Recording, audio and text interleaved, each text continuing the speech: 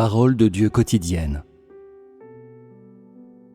Au début, nous avons parlé de l'environnement de vie de l'humanité et de ce que Dieu a fait, préparé et arrangé pour cet environnement, ainsi que de la relation entre toutes choses préparées par Dieu pour l'humanité et de son traitement de ces relations pour prévenir que toute chose ne nuise à l'humanité. Dieu a aussi résolu les divers éléments apportés par toutes choses et les influences négatives qu'elles avaient sur l'environnement de l'humanité, a permis à toutes choses de maximiser leurs fonctions, a fourni à l'humanité un environnement favorable, a rendu chaque élément bénéfique, permettant l'adaptation de l'humanité à un tel environnement, sa reproduction normale et son cycle de vie normal. Ensuite, vint la nourriture pour le corps humain. La nourriture est la boisson quotidienne. C'est aussi une condition essentielle pour la survie de l'humanité. Autrement dit, le corps humain ne peut pas vivre qu'en respirant, avec seulement le soleil et le vent ou avec seulement une température adaptée. Les humains ont aussi besoin de remplir leur estomac. Ces choses pour remplir leur estomac ont aussi été préparées entièrement par Dieu pour l'humanité. C'est la source de la nourriture de l'humanité. Après avoir vu des produits riches et abondants, les sources de la nourriture et de la boisson de l'humanité, peux-tu dire que Dieu soit la source d'approvisionnement pour l'humanité et pour toute chose? Tu peux le dire, assurément. Si Dieu n'avait créé que les arbres et l'herbe, ou seulement quelque chose vivante quand il a créé toute chose, et si l'humanité n'avait pu manger aucune d'elles, l'humanité aurait-elle pu survivre jusqu'à maintenant? Et si les diverses choses vivantes et les plantes parmi toutes choses que Dieu a créées étaient toutes pour le bétail, et les moutons, les zèbres, les cerfs et autres divers types d'animaux, par exemple? Les lions mangent des zèbres et des cerfs. Les tigres mangent des agneaux et des cochons. Et s'il n'y avait pas une chose adaptée à la consommation humaine, cela fonctionnerait-il? Non, cela ne fonctionnerait pas. Si c'était comme cela, alors l'humanité n'aurait pas pu continuer à survivre. Et si les humains ne mangeaient que les feuilles des arbres, cela fonctionnerait-il? L'estomac humain ne pourrait le supporter. Tu ne le sauras pas si tu ne l'essaies pas, mais quand tu l'essaieras, tu comprendras tout à fait. Alors, pourrais-tu manger l'herbe préparée pour les bœufs et les brebis? Ce pourrait être correct si tu n'en mangeais qu'un peu, mais si tu en mangeais pendant une période prolongée, tu ne survivrais pas longtemps. Certaines choses peuvent être mangées par les animaux, mais si les humains en mangent, ils seront empoisonnés. Il y a certaines choses empoisonnées que les animaux peuvent manger sans que cela les affecte. Mais les humains ne peuvent faire de même. Dieu a créé les êtres humains, donc Dieu connaît le mieux les principes et la structure du corps humain et ce dont les humains ont besoin.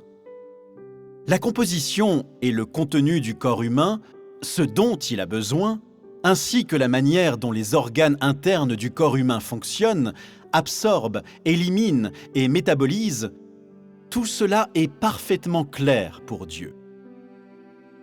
Ce n'est pas clair pour les gens et parfois ils mangent et complètent leur alimentation aveuglément. Ils ajoutent trop d'aliments et provoquent un déséquilibre.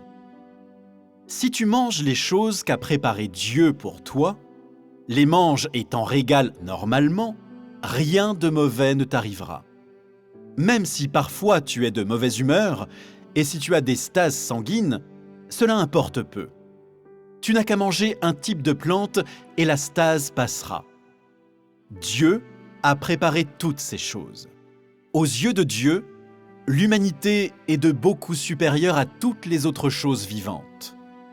Dieu a préparé toutes sortes d'environnements de vie pour toutes sortes de plantes et a préparé la nourriture et les environnements de vie de toutes sortes d'animaux. Mais uniquement l'humanité a des conditions aussi strictes et intolérantes de la négligence en regard de son environnement. Autrement, l'humanité ne pourrait continuer à croître, à se reproduire et à vivre normalement. Dieu sait cela mieux que tous en son cœur. Quand Dieu a fait cette chose, il y a accordé plus d'importance qu'à toute autre chose. Peut-être es-tu incapable de ressentir l'importance d'une chose insignifiante que tu vois, dont tu profites, ou d'une chose qui t'est innée et dont tu peux bénéficier. Mais Dieu l'avait déjà préparé pour toi il y a longtemps. Dieu a éliminé et résolu le plus possible tous les facteurs négatifs qui sont défavorables à l'humanité et qui peuvent nuire au corps humain. Qu'est-ce que cela clarifie ? Est-ce que maintenant cela clarifie l'attitude de Dieu vis-à-vis de l'humanité quand il l'a créée ? Quelle était cette attitude ? L'attitude de Dieu était rigoureuse et sérieuse, et il ne toléra pas l'interférence d'aucun facteur, d'aucune condition ou d'une force ennemie autre que Dieu. De cela, tu peux voir l'attitude de Dieu quand il créa l'humanité et quand il la gère maintenant. Quelle est l'attitude de Dieu ? Dans l'environnement de vie et de survie dont l'humanité bénéficie, ainsi que dans sa nourriture, ses boissons et ses besoins quotidiens, nous pouvons voir l'attitude de Dieu dans le soutien de la reproduction et de la vie de l'humanité, dans la responsabilité qu'il a envers elle et dans sa détermination à sauver l'humanité maintenant. Peut-on voir l'authenticité de Dieu dans ces choses ? Peut-on voir sa merveille ? Peut-on voir que Dieu est insondable ? Peut-on voir l'omnipotence de Dieu ?